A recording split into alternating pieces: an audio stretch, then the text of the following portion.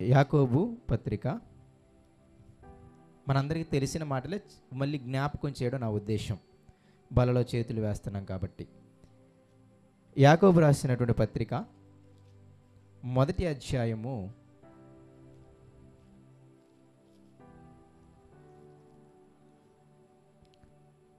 19వ వచనం నుండి నేను చదువుతాను, చాలా జాగ్రత్తగా ఆలకించండి. 19వ వచనంలో ఏమన్నాడు అంటే, మీరు వినటానికి వేగిరపడాలి, మాట్లాడడానికి నిదానించాలి, కోపించటానికి నిదానించాలి అని ఆయన అన్నాడు. అంటే వ్యక్తిగా, ఒక విశ్వాసిగా, లేకపోతే దేవుని బిడ్డగా బ్రతుకుతున్న నీవు నేను జ్ఞాపకం పెట్టుకోవాల్సిన విషయం ఏమిటి అంటే, వాక్యం ప్రకారం ప్రవర్తిస్తున్నామా లేదా అనే ఒక విషయాన్ని మనం ఎప్పుడు కూడా చెక్ చేసుకుంటూ ఉండాలి. కుదిరితే ఈ ప్రశ్న మీరు బాగా ఎప్పుడు డైలీ చూసే ఏదైతే ప్రదేశాలు ఉంటాయో ఆ ప్రదేశాల్లో రాసుకోండి ఒక మాట. చదువుకునే రోజులు ఏం చేస్తారు అంటే, మ్యాథ్స్లో ఉన్న ఫార్ములాస్ అవన్నీ కూడా సార్స్ ఏం చెప్తారు అంటే, ఇగో మీరు బాగా ఎప్పుడు వెళ్ళే ప్లేస్ అద్దం కాబట్టి ఆ అద్దం దగ్గర పక్కన ఒక మంచి A4 షీట్లో ఆ సూత్రాలన్నీ కూడా రాసి అక్కడ అంటించుకొని రోజు మీరు వెళ్ళే ముందు ఒక 5 నిమిషాలు వాటిని చూస్తూ ఉండండి, అవి మీకు ఎప్పుడు జ్ఞాపకం ఉంటాయి అని అంటారనమాట. మోటివేషనల్ స్పీకర్స్ కూడా ఏమంటారు అంటే, మీరు ఏం చేయాలనుకుంటున్నారో లేకపోతే ఏదన్నా అనుకుంటున్నారో దాన్ని ఎప్పుడు కూడా మీరు ఎప్పుడు చూసే ఒక ప్లేసు, రోజు దాని దగ్గరికి వెళ్తారు అనే ఒక ప్లేస్ ఏదైతే ఉంటుందో దాని దగ్గర చక్కగా రాసుకొని ఒక్కసారి ఒక నిమిషము అలా వాటిని చదవండి. అప్పుడు మీ హృదయంలోకి జ్ఞాపకం ఉంటాయి. ఆ రోజంతా ఇక మీరు అవి జ్ఞాపకం పెట్టుకుంటారు అని అంటారనమాట. అలాగే క్రైస్తవునిగా మనం కూడా ఇదిగో ఈ ఆదివారం విన్న వాక్య ప్రకారంగా నేను ప్రవర్తిస్తున్నానా, లేదంటే అసలు నేను విన్న వాక్య ప్రకారము నేను ప్రవర్తిస్తున్నానా అనే ఒక ప్రశ్న మీరు రాసుకొని, మీరు ఎన్నిసార్లు వారంలో వాక్యం ఉంటారో నాకు తెలియదు, ఎన్నిసార్లు మీరు వాక్యం చదువుతారో నాకు తెలియదు, ఇలా రాయడానికి ప్రయత్నం చేయండి. నేను చదివిన విన్న వాక్య ప్రకారము ప్రవర్తిస్తున్నానా లేదా, నేను చదివినా లేకపోతే విన్నా దేవుని మాట ప్రకారము బ్రతుకుతున్నానా బ్రతకటం లేదా, ప్రవర్తిస్తున్నానా ప్రవర్తించటం లేదా అని ఒక ప్రశ్నని మీరు డైలీ కూడా సందర్శించే ప్లేసు ఏదైతే ఉంటుందో దాని దగ్గర పెట్టుకొని ఎప్పుడు కూడా ఆ ప్రశ్నతో ప్రారంభించడానికి ట్రై చేయండి. కంపల్సరీగా మర్చిపోతాం. అందుకే దేవుడు జ్ఞాపకం అనే పదాలు చాలాసార్లు వాడాడు. ఆఖరికి యేసయ్యను కూడా మర్చిపోతామేమో అని చెప్పి బలని జ్ఞాపకంగా పెట్టాడు. మనుషులుగా మనకు తెలుసు దేవుడి ఉద్దేశాలు, అంటే దేవుడికి మన ఉద్దేశాలు తెలుసు. మనుషులుగా మనం మర్చిపోతాము అని. ఎంత పెద్ద మర్చిపోతామంటే మన కోసం ప్రాణం పెట్టడం కూడా మర్చిపోతాం, నిజంగానే మర్చిపోతాం. దానికి ఉదాహరణ మీరు చెప్పడానికి, ఎంత ప్రేమించే కుమారుడవని, ఎంత ప్రేమించే కుమార్తెవని చనిపోయిన ఒక 4-5 సంవత్సరాలకు మర్చిపోతారు. అవునా కదా? కొన్ని రోజులకి వెళ్ళిన తర్వాత అసలు ఆ ధ్యాస కూడా ఉండదు కొందరికైతే. ఎంత పెంచి పోషించిన తల్లి అయినా తండ్రి అయినా చనిపోయిన తర్వాత, ముసలివారై చనిపోయిన తర్వాత నాకు తెలిసి మ్యాక్సిమం సంవత్సరంలోపే మర్చిపోతారు. సంవత్సరం పెట్టుకున్నప్పుడు గుర్తుంటుందేమో, మళ్ళీ ఆ రోజుకి ఏడుపు వస్తుందేమో, మళ్ళీ మర్చిపోతాం, చక్కగా మళ్ళీ ఎంజాయ్ చేసేస్తాం. మళ్ళీ ఆ రోజుని జ్ఞాపకం చేసుకున్నప్పుడు ఏడుస్తాం. అంటే నిజమే. అంటే నేను ఏంటంటే ఒకసారి మనిషి హృదయాన్ని ఆలోచించడానికి ప్రయత్నించండి. అది నేను చెప్తున్నాను. మనిషి హృదయం నిజంగానే మర్చిపోయే హృదయమే. మా అమ్మకి 3 పిల్లలు ఉన్నాము. పెద్ద ఆయన చనిపోయాడు. చనిపోయినప్పుడు ఒక 15 రోజులు పిచ్చిదానిలా ఉన్నది. కానీ తర్వాత రాను ఒక సంవత్సరం పెట్టించారు. తర్వాత 2వ సంవత్సరం పెట్టించారు. 3వ సంవత్సరం నేను వాక్యం తెలుసుకున్నాను. తర్వాత లేదు. ఇక ఉన్న మా 2 కుమారులతో సరిపోయింది ఆమెకి. మ్యాక్సిమం ఇంకా ఆమెకి నాకు తెలిసి బాధ కూడా రాదు. ఎందుకంటే ఉన్న 2తో సరిపోతుంది. కాబట్టి మనిషికి మరిచిపోయే గుణం ఉంటుంది. అందుకే ఆచారాలు వద్దన్న యేసయ్య, పద్ధతులు వద్దన్న యేసయ్య అంటే దేవుడు యేసయ్యను మాత్రం ఒక ఆచారంగా లేకపోతే ఒక పద్ధతిగా బల్ల కార్యక్రమాన్ని పెట్టాడేమో అనిపిస్తుంటుంది. బల్ల యొక్క ముఖ్య ఉద్దేశం జ్ఞాపకం చేసుకోవడమే. ఏం జ్ఞాపకం చేసుకోవడం? యేసయ్య శిలువ త్యాగాన్ని. అలా చేసుకోమని ఎందుకు చెప్పాల్సి వచ్చింది? నాకు తెలిసి మనం మర్చిపోతామని. అది ఇజ్రాయేల్ సమాజం నుండి కూడా మనం ఆలోచిస్తూ వచ్చాం, అవునా కదా? అసలు మర్చిపోవటమే మెయిన్ ఉద్దేశం. ఇజ్రాయేలులో దేవుడు కోరుకున్నది రెండే మనం కీర్తన గ్రంథం ధ్యానించినప్పుడు. ఒకటి యథార్థత హృదయం, రెండోది స్థిర హృదయం. స్థిర హృదయం అంటే అర్థం ఏంటో తెలుసా? మర్చిపోవడమే. అదే స్థిర హృదయం లేకపోవటం. వాళ్ళ కళ్ళ ముందే పళ్ళ సందుల్లో మాంసం ఉన్న వాళ్ళందరినీ చంపేశాడు. వాళ్ళు పాతి పెట్టారు, ఏడ్చారు, అయ్యో మేము మళ్ళీ పాపం చేయమన్నారు. వాళ్ళే చేతులతో పాతి పెట్టి మళ్ళీ ఇంకొక ఊరెళ్ళి అక్కడ గుడారం వేసుకోగానే మళ్ళీ మర్చిపోయారు. మళ్ళీ తిండి కోసం చేసి ఆయన్ని సనిగారు. అంటే మనిషి నైజము మరిచిపోతాము. దాన్నే పదే పదే జ్ఞాపకం తెచ్చుకోము. కాబట్టే బైబిల్లో జ్ఞాపకం అనే పదాలు ఎక్కువ రచించాడు. అందుకే మీకు పేతురుపత్రిక చదివిన ఎన్నోసార్లు మీరు చూడండి, మీరు తెలుసుకొని దాని ప్రకారము నడుస్తూ స్థిరంగా ఉన్నా సరే నేను ఆ విషయాలు మీకు చెప్పి మిమ్మల్ని రేపటానికి ఈ గుడారము విడిచేంత వరకు కూడా నా పని రేపుతానే ఉంటానంటాడు 1 పేతురు అధ్యాయంలో. నా గుడారం విడిచిపోయేంత వరకు అంటే నేను చచ్చిపోయేంత వరకు కూడా మీకు బాగుగా తెలిసి ఆ విషయాలు మీరు స్థిరంగా నడుస్తున్నప్పటికీ మళ్ళీ జ్ఞాపకం చేస్తారంట. ఎవరు?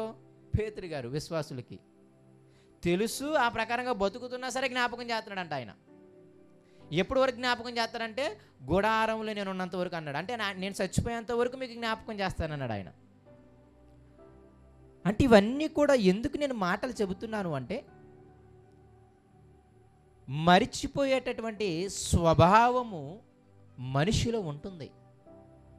విన్న ఆ గంట సేపు బ్రతకాలని ఆశ ఉంటుందేమో, కానీ ఒక 2 రోజులు గడిచిపోగానే అసలు ఆ రోజు ఏం తీర్మానం తీసుకున్నామో కూడా గుర్తుండదు మనకి.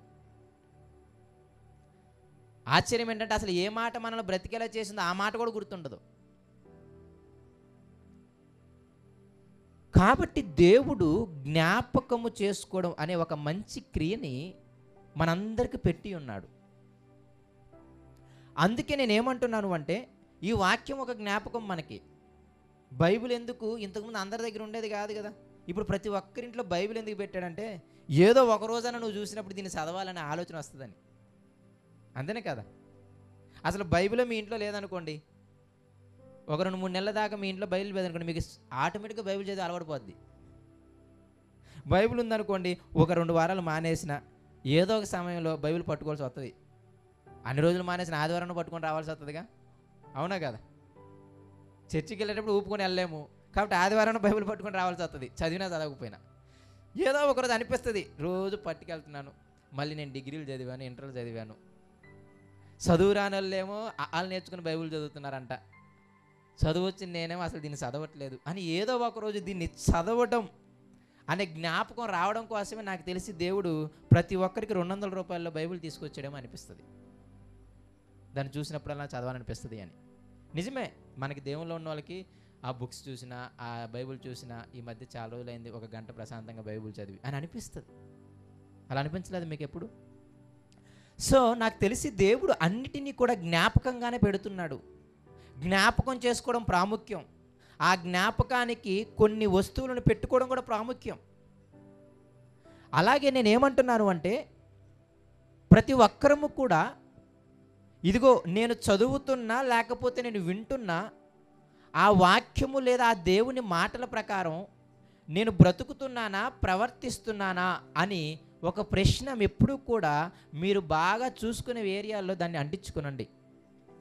ఈరోజు నేను విన్న వాక్య ప్రకారం జీవించానా లేదా, ఈరోజు నేను విన్న దేవుని మాట ప్రకారము ప్రవర్తించానా లేదా. ఎందుకు ఆ మాట అంటున్నాను అంటే, విన్నమని చెప్పిన దేవుడు వినటం ఏం ఉపయోగం లేదని కింద చెబుతాడు. ఫస్ట్ స్టేజ్ ఏంటంటే వినమండం, ఓకేనా. వినడానికి వేగిరపడమన్నాడు, మాట్లాడడానికి కోప్పడడానికి నిదానించమన్నాడు. అయితే విషయం ఏంటంటే ఆ వినడానికి వేగిరపడ్డ నీవు ఆ విన్న వాక్యము నీకు నాకు ఉపయోగపడాలి అంటే సెకండ్ స్టేజ్ చెప్పాడనమాట. తర్వాత కింద మాటలు చదవండి ఎవరన్నా. యాకోబు పత్రిక 1వ అధ్యాయం.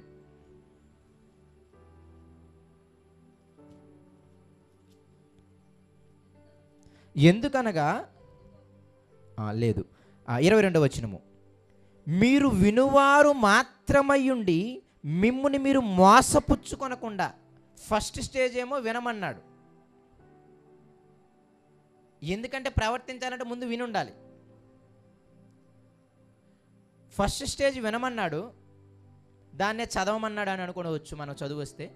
అయితే రెండో స్టేజ్ ఏంటంటే ఆ విన్న వాక్య ప్రకారము మీరు ప్రవర్తించాలి అంటున్నాడు. లేకపోతే ఏమవుతుంది అంటే మీరు మోసపోతారు అంటున్నాడు. ఒకానొక రోజు మీరు ఏమైపోతారు, ఓన్లీ వింటూనే ఉంటే మిమ్మల్ని మీరు మోసపుచ్చుకుంటారు. వాక్యం వింటూనే ఉన్నామనుకోండి, ఒకానొక రోజు మనం ఏమైపోతామంట, మోసపోతాము. సరే, ఏం మోసపోతాం తర్వాత చూద్దాం. అయితే ఆ విన్న వాక్య ప్రకారం ఏం చేయాలంట, ప్రవర్తించువారునయుండుడి. ఎవడునైనను వాక్యమును వినువాడయుండి దాని ప్రకారము ప్రవర్తింపని వాడైతే వాడు అద్దములో తన సహజ ముఖమును చూచుకునే మనుష్యుని పోలి ఉన్నాడు అని చెప్పాడు. తర్వాత 24వ వచనం, వాడు తను చూచుకుని అవతలికి పోయి తానెట్టివాడు వెంటనే మర్చిపోవును కదా. అయితే స్వాతంత్రమునిచ్చు సంపూర్ణమైన నియమములో తేరి చూచి నిలకడగా ఉండువాడెవడో వాడు విని మరుచువాడు కాక క్రియను చేయువాడయుండి తన క్రియలో ధన్యుడగును. మొదటి స్టేజ్ వినాలి, ఆ విన్నదాని ప్రకారం ప్రవర్తించాలి, అంటే క్రియ చేయాలి. లేకపోతే ఏమైందంట, వింటే మోసపోతామంట. ఒకరోజు మోసపోవడం అన్నది ఎమ్మటే జరగదు. ఎప్పుడైనా బాగా జ్ఞాపకం పెట్టుకుని, మోసపోవడం ఎమ్మటే జరుగుద్దా? ఒక వ్యక్తిని బాగా నమ్మారనుకోండి, నమ్మిన రెండో రోజే, ఫ్రెండ్ అయిన రెండో రోజు మూడో రోజు ముంచేయడు. ఎప్పుడు ముంచేస్తాడు, బాగా ట్రావెల్ అయిన తర్వాత ఒకానొక రోజు మంచి పెద్దది ఏదైనా దొరికినప్పుడు అప్పుడు ఒకేసారి మోసం చేస్తాడు. మోసపోయాన్ అనే మాట ఎప్పుడు తెలుస్తుంది చెప్పండి? ఒక భార్య ఒక భర్త ఇలా అనొచ్చేమో, నేను ఏమైనా పెళ్లి చేసుకొని మోసపోయాను అని. ఎందుకు అది ఎప్పుడు తెలుస్తుంది చెప్పండి? పెళ్లి చూపులకి వెళ్ళారు, చూశారు, ఆమె వాళ్ళ కుటుంబం అంతా బాగుందన్నారు, ఇదిగో నేను చెప్పినట్టు నేను జీవిస్తానని చెప్పింది, ఆమె అన్ని ప్రమాణాలు చెప్పింది, అప్పుడేమో నోట్లో నాలుగు లేనిలాగా మాట్లాడింది. అవునా కదా, నేను నిజంగా చాలా మంచిదే అనుకున్నాను అని అనుకుని చేసిన తర్వాత ఇప్పుడు ఆయనకి ఎప్పుడు మోసపోయానని తెలుస్తుంది? మినిమం ఒక 1 year అయినా పట్టాలి. అవునా కదా? ఈవెన్ 10-15 సంవత్సరాల తర్వాత, లేకపోతే 5-6 సంవత్సరాల తర్వాత తన భార్య లేకపోతే భర్త పాత జీవితం బయటపడినప్పుడు, వాళ్ళు చేసే మోసాలు బయటపడ్డప్పుడు ఈవెన్ 5-10 సంవత్సరాల తర్వాత మోసం చేసిన వాళ్ళు కూడా ఉన్నారు. అవునా కదా? మోసపోవటం అన్నది ఎమ్మటే జరిగే క్రియ కాదు. ఈ మాట కూడా ఎందుకు చెప్పానో మీకు ముందుకెళ్ళిన జ్ఞాపకం ఉంటుంది, అర్థమవుతుంది కూడా. స్వాతంత్రమునిచ్చు నియమము ప్రకారం అన్నాడు అక్కడ. వాక్యం వినడం నీకు స్వాతంత్రం ఉంది, ఆ వాక్య ప్రకారంగా ప్రవర్తించకపోవడం కూడా నీకు స్వాతంత్రం ఉంది. అవునా కదా? విన్న వాక్య ప్రకారము, చదివిన వాక్య ప్రకారము బ్రతకపోవడానికి నీకు స్వాతంత్రం ఉందా లేదా? కంపల్సరీ స్వాతంత్రం ఉంది. ఎవరు దాన్ని అడ్డుకోలేరు. పాస్టర్ గారు కూడా అడ్డుకోలేరు, భార్య కూడా అడ్డుకోలేదు, భర్త కూడా అడ్డుకోలేడు. అవునా కదా? 4-5 సార్లు చెప్తారు, అయ్యా నువ్వు ఇలా చేయకూడదు, అలా చేయకూడదని. అయ్యా నువ్వు వాక్యం ఉన్నావు కానీ అలా బతకట్లేదు, అయ్యా కొంచెం ఇలా బతుకయ్యా అని చెప్తారు. వినట్లేదు అనుకోండి, ఏం చేస్తారు చెప్పండి? వదిలేస్తాం. ఎందుకంటే మనిషికి స్వాతంత్రం ఉంది. ఆయన అందుకే అన్నాడు, స్వాతంత్రమునిచ్చి నియమం ప్రకారము వాక్యం వినువారై ఉండకుండా ఆ విన్న వాక్య ప్రకారము మీరు క్రియ చేయాలి, ప్రవర్తించాలి.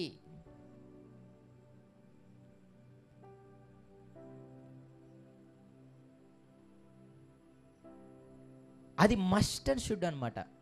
లేకపోతే ఒకానొక రోజు మీరు ఏం చేస్తారు? మోసపోతారు.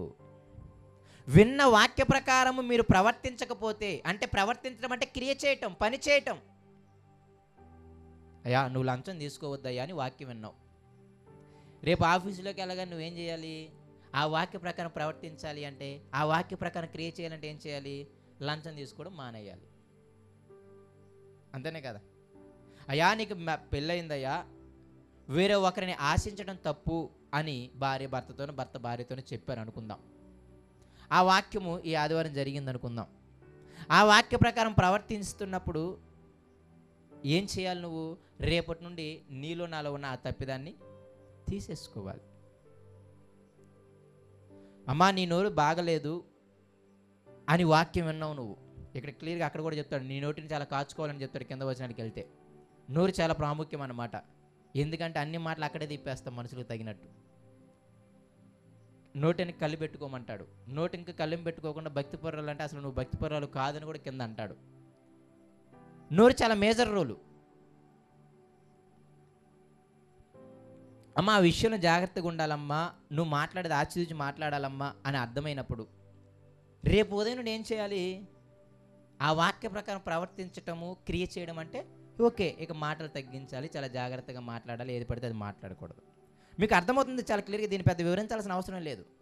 వినటం మొదటి స్టేజు, కానీ విన్నదాని ప్రకారము ప్రవర్తించటం, విన్నదాని ప్రకారము క్రియ చేయటం, విన్నదాని ప్రకారము పని చేయటం, అది ఏమవుతుంది అంటే మన భక్తి జీవితాలను కాపాడుతుంది. ఇప్పుడు తల్లిదండ్రులు విన్నారు, అమ్మా మీ అబ్బాయి మీ అమ్మాయి ప్రతిరోజు బైబిల్ చదివించాలి, మీరే చూసుకోవాలి. ప్రతిరోజు మీ అబ్బాయి బైబిల్ చదువుతున్నాడు, మీ అమ్మాయి బైబిల్ చదువుతుందో లేదో చూసుకోవాలి. వాళ్ళు ప్రతిరోజు ప్రార్థన చేస్తున్నారో లేదో చూసుకోవాలి. వాళ్ళు చక్కగా ఆదివారం మందిరానికి వెళ్తున్నారో లేదో చూసుకోవాల్సిన బాధ్యత తల్లిదండ్రులు ఉంది. వాళ్ళు ఏమన్నా అమ్మాయిలు అయితే అబ్బాయిలతో ఏమైనా మాట్లాడుతున్నారా, అబ్బాయిలు అయితే అమ్మాయిలతో ఏమైనా మాట్లాడుతున్నారా, వాళ్ళు అబ్బాయిలు అమ్మాయిలతో మాట్లాడేటప్పుడు ఎలా బిహేవియర్ ఉందో తల్లిదండ్రులకు మీరే ఒక కన్నేసి ఉంచాలి అని తల్లిదండ్రుల గురించి, వారి బాధ్యతల గురించి వాక్యం చాలా క్లియర్ కట్గా చెప్పింది. ఇలా చెప్పిన తర్వాత రేపు ఉదయం నుండి వాక్య ప్రకారము క్రియ చేయటం, వాక్య ప్రకారము ప్రవర్తించడం అంటే ఏం చేయాలి? ఇక ఈ రోజు నుండి తల్లిదండ్రులు ఒక కన్నేసి ఉంచాలన్నమాట. మా అబ్బాయి ఇంటికి రాగానే బైబిల్ చదువుతున్నాడా లేదా, మా అబ్బాయి ప్రార్థన చేస్తున్నాడా లేదా, మా అమ్మాయి ప్రార్థన చేస్తుందా, బైబిల్ చదువుతుందా లేదా, అసలు ఆదివారం చర్చికి వెళ్తుందా లేదా, అసలు వాళ్ళ ఫ్రెండ్ సర్కిల్ ఎలా ఉంటుంది, అసలు వాళ్ళు ఎలా ఎవరితో మాట్లాడుతున్నారు, ఎలాంటి వాళ్ళతో మాట్లాడుతున్నారు అన్న ఆ వాక్య ప్రకారము క్రియ చేయటం. లేకపోతే ఒకానొక రోజు వాళ్ళు ఏం చేస్తారు అంటే మోసపోతారు. వినటము మొదటి స్టేజు, విన్నదాని ప్రకారం ప్రవర్తించటం అంటే క్రియ చెయ్యాలి, కంపల్సరిగా పని చెయ్యాలి. అలా చేస్తే నన్ను నేను మోసము చేసుకోము అంటున్నాడు. నీవు మోసపోవు, నేను మోసపోము అంటున్నాడు. ఒకానొక రోజు ఎలా మోసపోయారో మీకు చెబుతాను. బుద్ధి కలిగిన కన్యకలు, బుద్ధి లేని కన్యకలు మీకు తెలుసు. బుద్ధి కలిగిన కన్యకలు, బుద్ధి లేని కన్యకలు ఇద్దరు దేవుల్లో ఉన్నవాళ్ళే. ఇద్దరు ఎవరు? దేవుని విశ్వాసులే, దేవుని వాక్యం విన్నవాళ్ళే ఇద్దరు కూడా. అందుకే ఇద్దరు 10 మంది కూడా, అదే వాళ్ళ 5 వీళ్ళ 5 కదా. బుద్ధి కలిగిన కన్యకలు ఎంతమంది? 5 మందా? బుద్ధి లేని కన్యకలు 5 మంది, అవునా కదా? మొత్తం 10 మంది. వీళ్ళందరూ ఎవరి కోసం వచ్చారు? యేసుని ఎదుర్కోవడానికి వచ్చారు. ఎవరిని పెళ్లి చేసుకోవడానికి వచ్చారు? యేసుని పెళ్లి చేసుకోవడానికి వచ్చారు. ఎవరితో జీవితాంతం బ్రతుకుదామని వచ్చారు? యేసుతోనే బ్రతుకుదామని వచ్చారు. ఎలా వచ్చేసారు యేసు గురించి తెలియకుండా? కంపల్సరీ వాళ్ళకి తెలుసు. అంటే అర్థం ఏంటంటే వాళ్ళందరూ ఎన్నోళ్ళు యేసు గురించి, అంతేనే కాదా? కానీ ఎప్పుడైతే యేసయ్య గురించి బాగా విన్నారు, అటువంటి దేవుడు లేడు, అటువంటి భర్త ఉంటే ఎంత బాగుంటుందో జీవితం అని అనుకొని అందరూ పెళ్లి చేసుకోవడానికి వెళ్ళిపోయారు. కానీ ఏమైందంటే నేను ఎప్పుడు వస్తానో చెప్పను అన్నాడు ఆయన. నేను దొంగ వల్లే వస్తాను అన్నాడు. అప్పటిదాకా మీరేం చేయాలి? మీ విశ్వాసాన్ని కాపాడుకోవాల్సిందే అన్నాడు. కానీ ఆ వాక్యం వీళ్ళకి తెలుసు, కానీ ఆ వాక్య ప్రకారంగా మాత్రం వీళ్ళు క్రియ చేయలేదు. కాబట్టి 5 మంది ఏం చేశారంటే పడుకుని పోయారు. 5 మంది ఏం చేశారంటే యేసయ్య ఎమ్మటే వచ్చేస్తాడు అనుకొని, సాయంత్రం 5 వచ్చేస్తాడు యేసయ్య, కాబట్టి ఈ 5 కేజీల నూనె సరిపోద్ది, ఉదయాన్నే 9 వచ్చాం కదా, యేసయ్య 5 వస్తాడు కదా, సో ఈ ఒక 8 గంటలకి ఒక 5 కేజీల నూనె సరిపోద్ది అని చెప్పి 5 కేజీల నూనె తెచ్చుకున్నారు, దీపం వెలిగించారు. కానీ విషయం ఏంటంటే యేసయ్య రాత్రి 2 గంటలకు వచ్చాడు. వీళ్ళకి 5ంటికి అయిపోయింది వీళ్ళది నూనె అంతా. ఇక యేసయ్య ఏం కనపడతాడు చెప్పండి? ఇంకొక 5 మంది ఉన్నారు, వాళ్ళు బాగా వాక్యాన్ని విన్నారు కదా, వాళ్ళు వాక్య ప్రకారం ప్రవర్తించేవాళ్ళు.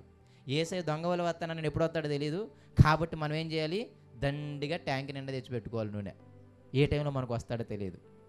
కాబట్టి వాళ్ళు ఏం చేశారు, ఏ టైంలో వచ్చినా చక్కగా ఎదుర్కొన్నారు. ఇప్పుడు నేను అంటారు, విన్న వాక్య ప్రకారము ప్రవర్తించిన వాడు, క్రియ చేసిన వాడు చక్కగా యేసయ్యతో పాటు వెళ్ళిపోయాడు.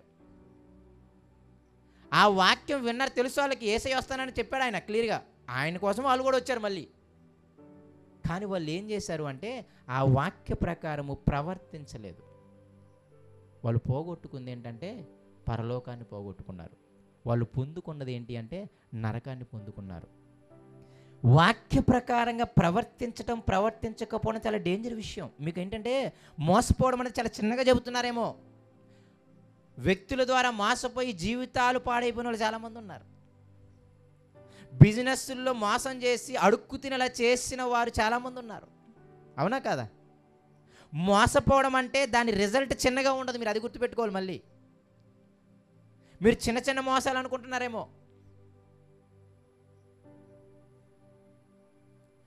మోసపోయిన తర్వాత అర్థం ఏంటి అంటే తన జీవితం కోల్పోవటం. ఇక్కడ ఆ బుద్ధి కలిగిన కన్యకులు, బుద్ధి లేని కన్యకులు మోసపోయి ఏం పోయారు అంటే జీవితాంతము యేసయ్యతో, యుగయుగాలు యేసయ్యతో ఆనందంగా ఉండే ఆ పరలోకాన్ని పోగొట్టుకున్నారు. మరి ఏం పొందుకున్నారు అంటే యుగయుగాలు ఆ నరకములో ధనవంతుడు ఎలాగైతే కేకలు వేస్తున్నాడో దాన్ని పొందుకున్నారు. వాళ్ళు మోసపోయారా లేదా? కానీ అది ఎప్పుడు తెలిసింది చెప్పండి? నిజంగా ఎన్ని సంవత్సరాల విశ్వాసంలో మనకు తెలియదు. వాళ్ళు విన్న వాక్య ప్రకారంగా ప్రవర్తించడం అంత మస్ట్ అండ్ షుడ్ అనమాట. ఇప్పుడు ఇంతకు బుద్ధిమంతులు అంటే ఎవరు, బుద్ధి లేని వాళ్ళు అంటే ఎవరు చెప్పండి? ఇప్పుడు ఇంతకు వాళ్ళు బుద్ధి కలిగిన కన్యకలని ఎందుకు అన్నాము, బుద్ధి లేని కన్యకలని అన్నాము? ఏంటి వాళ్ళ క్వాలిఫికేషన్ చెప్పండి?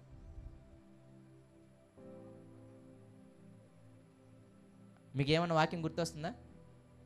బుద్ధి కలిగిన వారంటే ఎవరంట? విని వాక్య ప్రకారం నడిచేవారు బుద్ధి కలిగిన వల్ల. ఎక్కడ ఉంది ఆ మాట? లేదా? అవునా? మత్తయి సువార్త 5వ అధ్యాయం 5వ అధ్యాయం నుండి ఆయన ప్రసంగం మొదలెడతాడు కదా.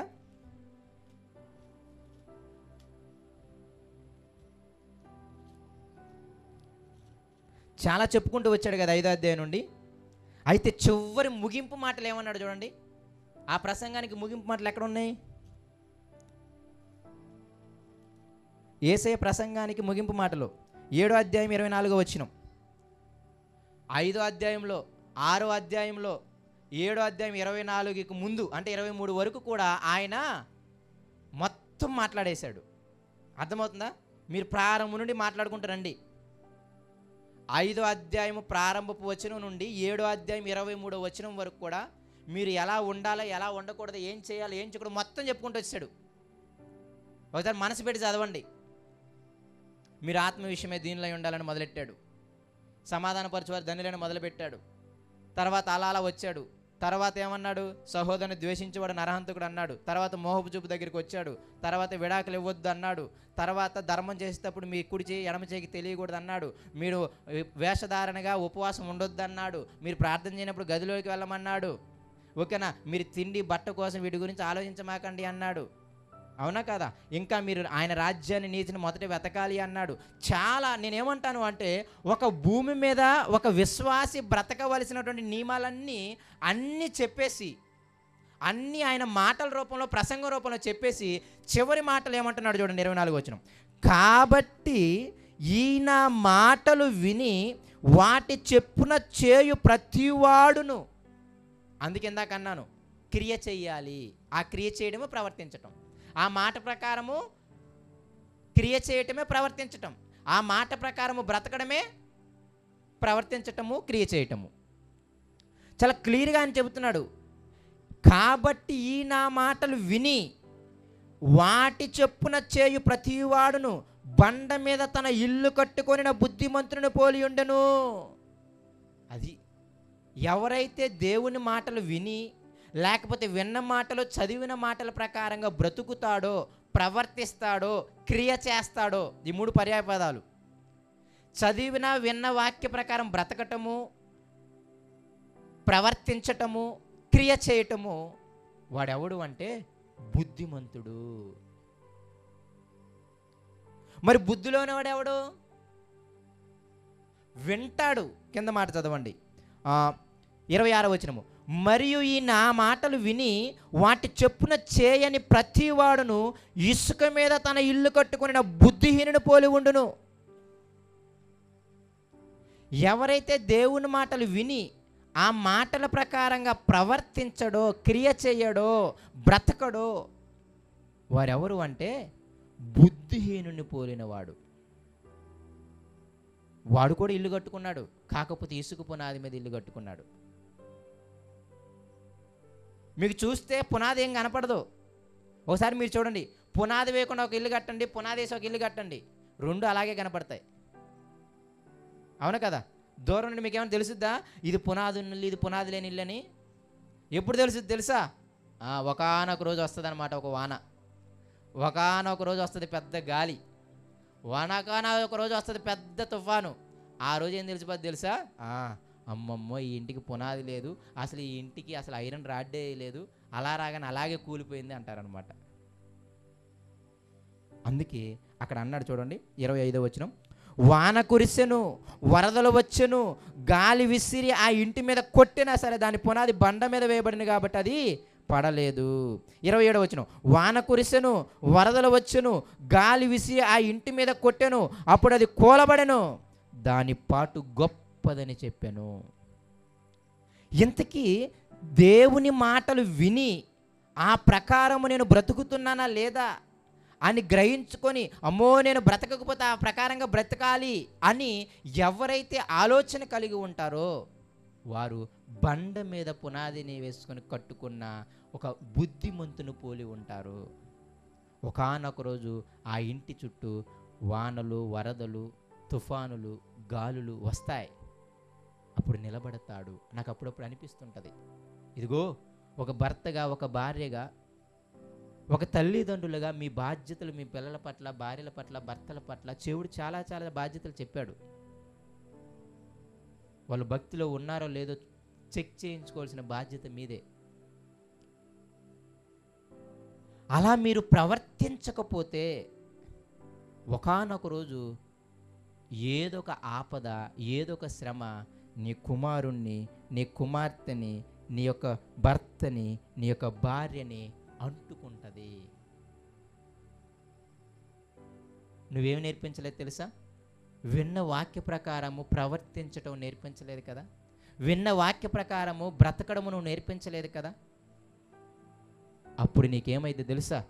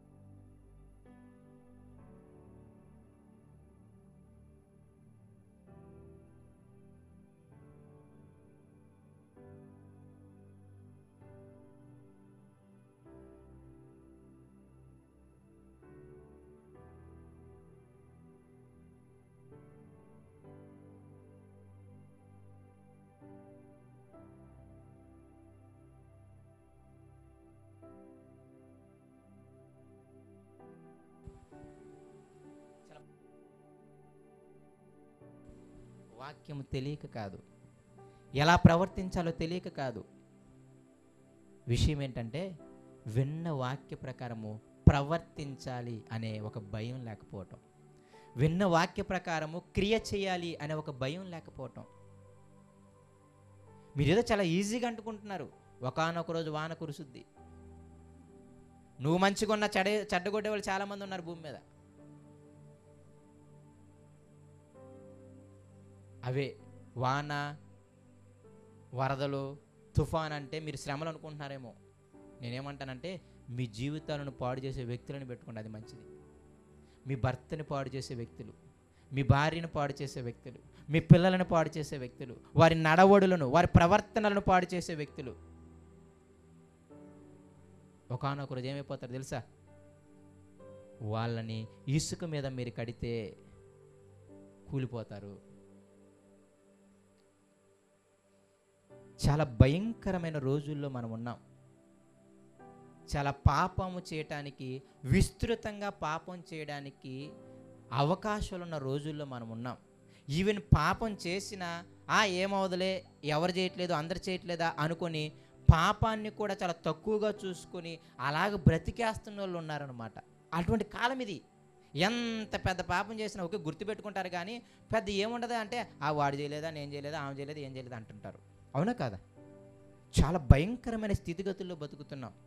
కానీ ఒక్కసారి చెడ్డ పేరు వస్తే, ఒక్కసారి చెడ్డ మచ్చ వస్తే అది జీవితంలో పోదు కదా, దాని పాటు గొప్పదే. ఎప్పుడన్నా మీరు జ్ఞాపకం తెచ్చుకుంటుంటే మీకు అర్థమవుతుంది ఆ విషయం. నలిపివేస్తుంది ఆ పాపం. నిజమైన దేవుణ్ణి ఎరిగిన బిడ్డకి చెప్పిన వాక్య ప్రకారం ప్రవర్తించకపోతే, దేవుడు వేసిన శిక్షను చూస్తున్నప్పుడు, ఆ వ్యక్తుల మధ్య తిరుగుతున్నప్పుడు నేను అంటాను, మీరు లిటరల్గా చచ్చిపోతారు. మీకు చచ్చిపోవాలనిపిస్తుంది, కానీ విషయం ఏంటంటే చచ్చిపోలేం. మనం క్రైస్తవులం కదా, ఆత్మహత్య చేసుకుంటే పరలోకం పో. సరే దేవా మరణాన్ని ఇవ్వమంటే ఆయన కూడా మరణం ఇవ్వడు, ఎందుకంటే నువ్వు అంత నీతిమంతుడివి కాదు, నీతిమంతురాలివి కాదు. మరణం ఇస్తే సుఖంగా వెళ్ళిపోతావు, అంతేనే కదా? పశ్చాత్తాపడ్డావు కాబట్టి సుఖంగా వెళ్ళిపోదావు నరకానికి, క్షమించండి పరలోకానికి. భూమి మీద మాత్రం ఆ పాపం శిక్ష మాత్రం పొందను, అంతేనే కదా? అందుకే అప్పుడప్పుడు అంటానన్నమాట, క్రైస్తవుడికి చాలా చెడ్డ, మనకి చాలా దారుణమైన స్థితి. అటు సావాలేము, దేవా చంపే అంటే ఆయన చంపడు, నిజంగానే చంపడు. నిన్ను నన్ను మరణానికి అప్పగించాలన్నా ఆయనకి మనం నీతిమంతులు ఉండాలి. లేకపోతే చాలామంది విశ్వాసాలు నన్ను చంపేమని అంటారు పశ్చాత్తాపడి. అవునా కదా? చంపేమని అనరా? కంపల్సరీ అంటారు. ఎందుకు? ఇంకా వాడిని చూసినప్పుడల్లా నా పాపం గుర్తొస్తుంది, వాడు నన్ను చూసినప్పుడల్లా నా పాపం గుర్తొచ్చి వాడు నన్ను ఏదో ఒకటి అనుకుంటుంటాడు. కాబట్టి ఏమంటాం మనం? వెళ్ళిపోతుంటాం. నేను జనరల్గా చెప్పడానికి మీకు చెప్పట్లేదులే, కానీ చాలా జాగ్రత్తగా ఆలోచించడానికి మాత్రం ప్రయత్నం చేయండి. ఒకసారి మచ్చపడ్డ తర్వాత భర్త మీదో, భార్య మీదో, పిల్లల మీదో అసలు మీకు ఏ రోజన్నా భయం కలుగుతుందా, బాధ కలుగుతుందా? అసలు అది ఎందుకు జరిగింది అనే ఆలోచన కలుగుతుందా? ఒకే ఒక కారణం, విన్న వాక్య ప్రకారంగా ప్రవర్తించటం నీకు రాలేదు, ప్రవర్తింపచేసేలా చేయటం నీకు నాకే రాలేదు. అయితే నీకు నాకు ప్రవర్తించటం రాలేదు, నీకు నాకు నీ కుటుంబాన్ని, నా కుటుంబాన్ని ప్రవర్తించేలా చేయటం రాలేదు. విన్న వాక్య ప్రకారంగా క్రియ చేయటం, విన్న వాక్య ప్రకారంగా బ్రతికేలా చేయటం, బ్రతికేలా అవ్వటం నీకు నాకు రాలేదు. బ్రతికేలా నీ కుటుంబాన్ని, నా కుటుంబాన్ని చేయడం నీకు నాకు చేత కాలేదు. అందుకే నీ పాటు గొప్పది.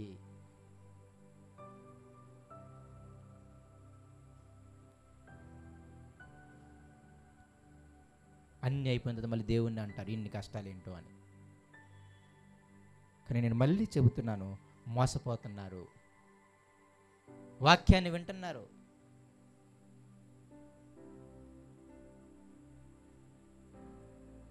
బుద్ధిమంతులంటే విని ఆ ప్రకారంగా ప్రవర్తించేవాడు, బ్రతికేవాడు, దాని ప్రకారం క్రియ చేసేవాడు. బుద్ధిహీనుడంటే వింటాడు కానీ ఆ ప్రకారంగా క్రియ చేయడు, ఆ ప్రకారంగా ప్రవర్తించడు. ఎప్పుడన్నా ఆలోచించుకుంటున్నారా? అసలు నీ గురించి మిగతా వాళ్ళు ఏమనుకుంటున్నారు, నా గురించి మిగతా వాళ్ళు ఏమనుకుంటున్నారు? నీ భర్త గురించి ఏమనుకుంటున్నారు, నీ భార్య గురించి ఏమనుకుంటున్నారు, నీ పిల్లల గురించి సమాజంలో చుట్టుపక్కల ఉన్న వాళ్ళు ఏమనుకుంటున్నారు, సంఘంలో ఏమనుకుంటున్నారు అనే అవగాహన ఎప్పుడైనా మీకు ఉంటుందా? ఒకసారి ఆలోచించండి. అప్పుడన్నా మీకు బుద్ధి వస్తుందేమో. మో నా గురించి, నా భర్త గురించి ఎలా అనుకుంటున్నారా, నా పిల్లల గురించి ఎలా అనుకుంటున్నారా, ఏదో పైకి నవ్వుతూ మాట్లాడుతున్నారులే కానీ ఇదంతటికి కారణం ఏంటి చెప్పండి? ఒక్కటే, వాక్య ప్రకారంగా ప్రవర్తించకపోవటం. ఎవరికి తెలియక కాదు. ఎవరికైనా తెలియక చేస్తున్నారంటారా? నాకైనా నీకైనా తెలియకైతే ఎవరం చెయ్యం. ఈరోజు మనం చదివాం కదా కీర్తన గ్రంథం, అవునా కదా? వాళ్ళు తెలియక చేస్తున్నారు అన్నాడా? వాడు పుట్టినప్పటి నుండే బుద్ధిహీన పని చేయడం వాడికి వచ్చంట. ఆ వాక్యపరం చదివినప్పుడు మీకు అర్థమైందో లేదో. తెలియక చేస్తున్నాడు అంటే తెలియక చేయట్లేదంటాడు, తెలిసే చేస్తున్నాడంట. ఎవరికి తెలియదు చెప్పండి? సాధారణమైన పర్సన్కి కూడా తెలుసు ఇది చేయకూడదు, ఇలా చేయకూడదని. మనస్సాక్షి దేవుడు పెట్టాడు, ఇది మంచి ఇది చెడు అని. కానీ మీరు ఒకసారి ఆలోచించండి, అసలు నీ గురించి, నీ కుటుంబం గురించి, నీ కుటుంబంలో ఉన్న వ్యక్తుల గురించి, నా గురించి, నా కుటుంబంలో ఉన్న వ్యక్తుల గురించి తోటి వారు ఏమనుకుంటున్నారు? ఒక్కసారి వెళ్తే అప్పుడు తెలుసుద్ది నీ చరిత్ర, నీ కుటుంబ చరిత్ర, నా చరిత్ర, నా కుటుంబ చరిత్ర. అసలు ఎలా బ్రతకగలరు అలా? ఒక వ్యక్తి నేను ఒక మాట అంటున్నాడు అంటే, ఒక వ్యక్తి నీ కుటుంబంలో ఉన్న ఒక వ్యక్తి గురించి ఇంత చులకనగా మాట్లాడుతున్నారంటే మీరు ఎలా సహించగలరు? దేవుని ఆత్మ కలిగినోడు కుంగిపోతాడు లోపల. దేవుని ఆత్మ కలిగినోడు ఏడుస్తాడు లోపల. త్వరగా ఈ నిందని, ఈ పాపాన్ని నా నుండి తీసేయని ఏడుస్తాడు. త్వరగా నన్ను హిస్సోపుతో కడుగు, త్వరగా నన్ను హిమం కంటే తెల్లగా చెయ్యి అని విరిగి నలిగిన హృదయంతో ఉంటాడు. అసలు ఎలా మీరు ఉండగలుగుతున్నారు? అసలు ఆ ధ్యాస లేదు. రాబోయే కాలంలో ఇంకా దారుణమైన స్థితిలో ఉండి వెళ్తారు.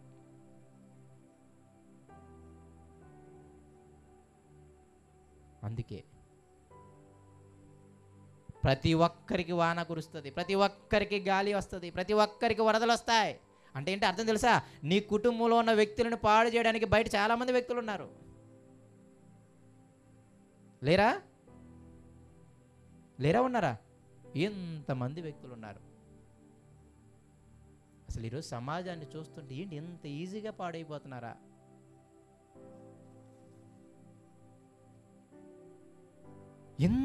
ఎంతమంది వ్యక్తులు ఉన్నారు. ఒక్కవేళ నీ భర్త కానీ, నీ భార్య కానీ, నీ పిల్లలు కానీ వాక్య ప్రకారం ప్రవర్తించాలి, క్రియ చేయాలని అవగాహన లేకపోతే, ఏమైందిలా అని ఒక్క అవగాహన వాళ్ళకి కానీ వచ్చేస్తే వాళ్ళు పాపంలో పడిపోవడానికి ఇన్ని అవకాశాలు ఉన్నాయి. ఏమన్నా భయం కలుగుతుందా? నా పిల్లల పట్ల, నా భర్త పట్ల, నా భార్య పట్ల అసలు వాళ్ళు సరిగ్గా ఉంటున్నారా లేదా? వాళ్ళ క్యారెక్టర్లు బాగానే ఉంటున్నాయా? చాలా నష్టాన్ని చవి చూస్తారు తర్వాత. వాడి పాటు చాలా గొప్పది. ఆ బుద్ధిహీనుడి పాటు ఏంటిదంట? చాలా గొప్పది. అంటే అది గొప్పదంటే చాలా గొప్పదంటే మంచిదని ఉద్దేశం కాదు. ఆడు పొందుకునే బాధ అంత పెద్ద బాధ. వాడిలోనున్న వెలుగు చీకటి అయిపోయిందంటే ఆ చీకటి ఎంతో గొప్పదంటాడు యేసయ్య. దాని అర్థం చీకటి గొప్పదని కాదు. వాడు ఎంత దౌర్భాగ్యుడో, వాడు వెలుగుని చీకటి చేసుకున్నాడు. వాడు ఇంకా అంతకంటే మూర్ఖుడు ఎవడన్నా ఉంటాడా? చక్కగా తల్లిదండ్రులు ఆస్తి పంపిస్తే ఒక ₹1 వచ్చాయి, వాటన్నిటిని 10 రోజులు ఆవా చేశాడు. ఏమంటాం చెప్పండి? ఆ వెలుగు వాడి చీకటి అయిపోయింది. ఆ చీకటి ఎంత గొప్పది? తినడానికి తిండిలాగా గతికిలాగా తిరుగుతాడు. వాడిని చూస్తున్నప్పుడు ఏమనిపిస్తుంది? ₹1 ఆస్తి ఇస్తే సంవత్సరంలో అవగొట్టి తినడానికి తిండిలాగా పెట్టేవాడిలాగా కుక్కలా తిరుగుతున్న నీ గతి ఏంది ఇతరా అంటాం. అది దాని అర్థం. వాడి పాటు చాలా గొప్పది అంటే వాడిలో ఉన్న వెలుగు చీకటి అయిపోయింది, ఆ చీకటి ఎంతో గొప్పదంటే అది దాని అర్థం. చాలా భయం వేసింది మనకి. భయం వేయాలి. ఎన్ని పాపాల వల్ల మీరు ఎన్ని నిందలు పడ్డారు మీ అందరికీ తెలుసు. ప్రతి ఒక్కరూ వారు చేసిన క్రియలను బట్టి, వాళ్ళ కుటుంబంలో చేసిన క్రియలను బట్టి వాళ్ళు నిందలు పడింది మీకు నాకు తెలుసు. తెలియదా ఏంటి? తెలుసా? మరి ఎంతమంది పశ్చాత్తాపడుతున్నారు? ఎంతమంది బాధపడుతున్నారు? అయ్యో, ఈ వాక్య ప్రకారం ప్రవర్తించకే కదా ఈ బాధ. అమ్మో, నేను ప్రవర్తించాలి, నా కుటుంబాన్ని కూడా ప్రవర్తించేలా చెయ్యాలి. తినడానికి సమయం ఉంది, బట్టలు కొనుక్కోమని చెప్పడానికి సమయం ఉంది, ఫంక్షన్కి వెళ్ళమని చెప్పడానికి సమయం ఉంది. ప్రవర్తిస్తున్నారు లేదా మాత్రం కనిపెట్టడానికి మాత్రం సమయం లేదంటారు అనమాట. సిగ్గుచేటు. పడతారు ఒకానొక రోజు. గొప్ప పాటు. ఈనాడు కనని గర్భం చాలా గొప్పది అని అనిపిస్తుంది నాకు. అప్పుడప్పుడు అనిపిస్తుంది, పెళ్ళైతే పిల్లలు పుట్టకుండా చేయదేవా అని. ఈ కాలంలో అలా ఉంటుంది. తప్పుగా అర్థం చేసుకోమాకండి, కానీ అర్థం చేసుకోవడానికి ప్రయత్నం చేయండి. తిరగండి సమాజంలో, కాలేజీలో చూడండి, విజయవాడ వచ్చి చూడండి, కనపడుతుంది మీకు. నాకు అనిపిస్తుంది కనని గర్భం ఎంతో ధన్యమని.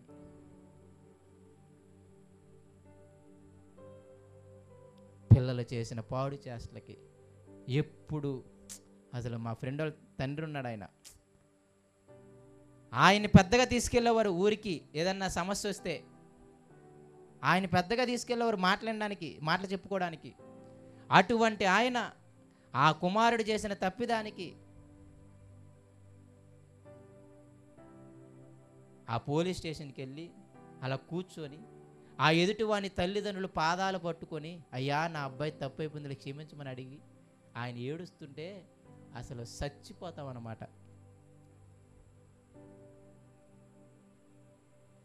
ఆడు మంచోడు మంచోడు అనుకున్నానయ్యా, ఇంతవరకు నాకు ఏ నింద తేలేదు. కానీ వాడు చేసిన తప్పిదానికి పోలీస్ స్టేషన్కి వెళ్ళి వాళ్ళ పాదాలు పట్టుకున్నానయ్యా, నా కొడుకుని క్షమించమని, తప్పు అయిపోయిందని. ఊళ్ళో తలెత్తుకోలేకపోతున్నా. ఆయనకి షుగరు, బీపీ, సరిగ్గా నడవలేడు ఆయన. వాళ్ళిద్దరి తల్లిదండ్రులకి షుగరు, బీపీలు. ఏం కష్టపెడతాను చెప్పండి ముసలి స్థితిలో. వాళ్ళకి అలాగే చెప్పాలి. వాళ్ళేమి ఇప్పుడు బాధపడుతున్నాం కదా అని అలాగే తెలియదు. వాళ్ళకే వాక్య ప్రకారంగా ప్రవర్తించే స్థితి లేదు మరి తల్లిదండ్రులకి. అనుభవించాలి. ఏం చెప్తాను చెప్పండి? నేను గొప్పగా బతికేస్తున్నా, నాకాడ ధనం ఉంది, 5 ఎకరాలు ఉన్నాయి, 2 కోట్లు ఉన్నాయి, ఆస్తిపరుడు.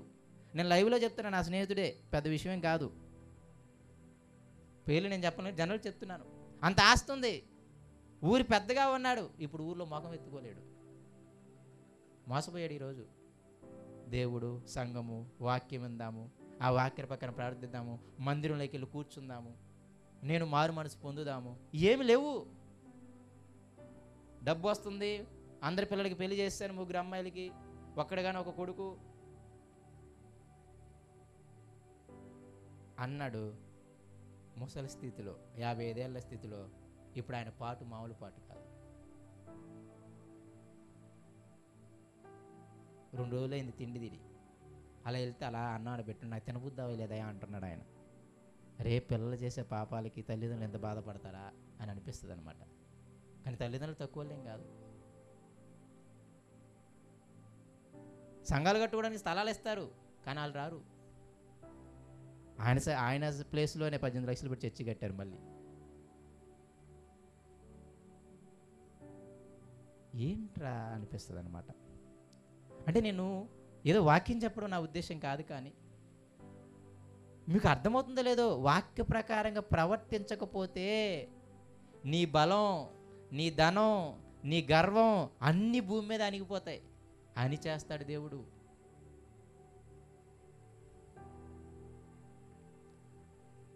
ప్రార్థించండి, ఏడవండి. దేవా, నాకు నీ వాక్యం వినంగానే, చదవంగానే ఆ మాట ప్రకారం ప్రవర్తించే జీవితం నాకు ఇవ్వు అని. అయ్యా, నీ మాటల ప్రకారం ప్రవర్తించే జీవితం నా బిడ్డకి, నా భర్తకి, నా పిల్లలకి, అందరికి ఇవ్వు అని అడగండి, ప్రార్థించండి, గోజాడండి. లేకపోతే ఒకానొక రోజు మీ పాటు మీరే పడతారు.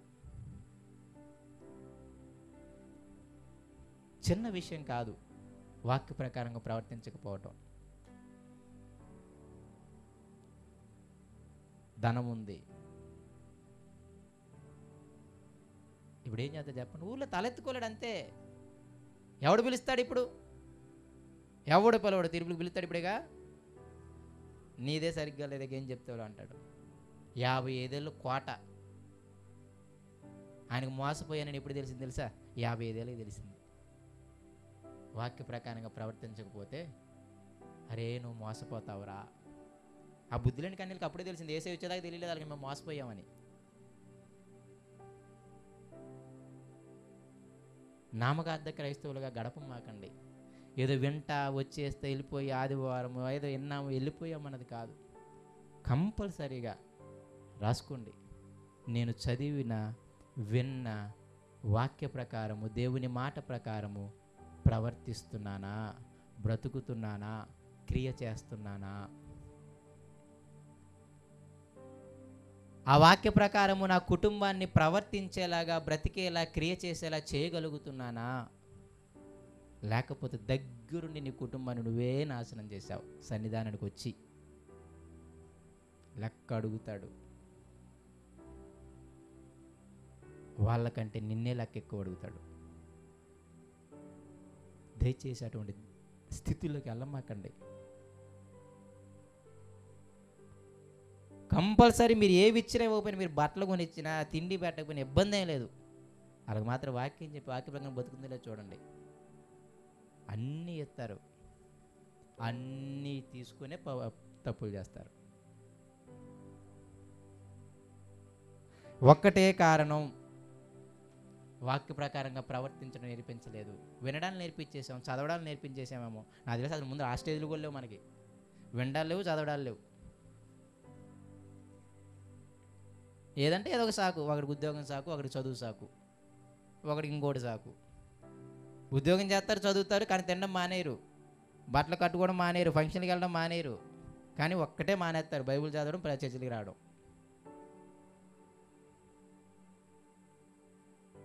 చాలా నష్టపోతారు. జీవితాలు చాలా ఇబ్బందికరంగా తయారవుతాయి. కాబట్టి ఒక్క మాట గురించి జ్ఞాపకం పెట్టుకోండి. ఆ ఒక్క మాట, అయ్యా నా జీవితంలో నెరవేర్చేలాగా దేవుని దగ్గర గోజాడండి. అయ్యా నేను ఎప్పుడు ఏ వాక్యం విన్నా, నేను ఎప్పుడు ఏ మాట విన్నా, నీ మాట నా చెవిన పడినా, నీ మాట నా కంటబడినా, ఆ మాట ప్రకారం బ్రతకడం మాత్రం నాకు నా కుటుంబానికి నేర్పించు. ఆ మాట ప్రకారంగా ప్రవర్తించడం నాకు నా కుటుంబానికి నేర్పించు. ఆ మాట ప్రకారము క్రియ చేయటం అంటే పని చేయటం నాకు నా కుటుంబానికి నేర్పించు అని దేవుని దగ్గర గోజాడండి. అంత ఈజీగా రాదు. అడుక్కుంటా ఉంటే ఒకానొక రోజు భిక్షగా వేస్తాడు బతికేలాగా. దయచేసి గోజాడండి. దయచేసి చనిపోయేలోపు భూమి మీద నరకాన్ని చూడమాకండి. చనిపోయేలోపు భూమి మీద నరకాన్ని చూడమాకండి. దేవుడు నిన్ను నన్ను ఆనందంగా ఉంచుకోవడానికి ఇక్కడికి వచ్చాడు. ప్రశాంతమైన జీవితాన్ని, సంతోషకరమైన జీవితాన్ని గడపడానికి నిన్ను నన్ను దేవుడు రక్షించుకున్నాడు.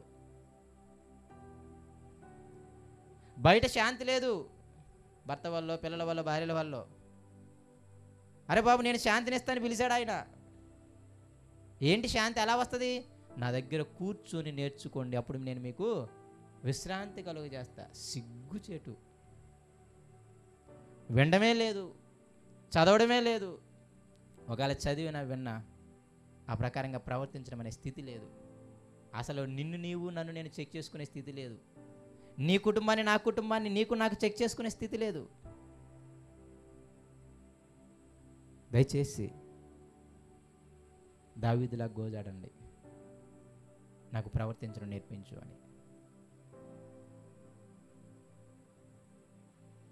కాబట్టి బల్లలో చేతులు వేస్తున్న మీరందరూ భయముతోనూ బాధతో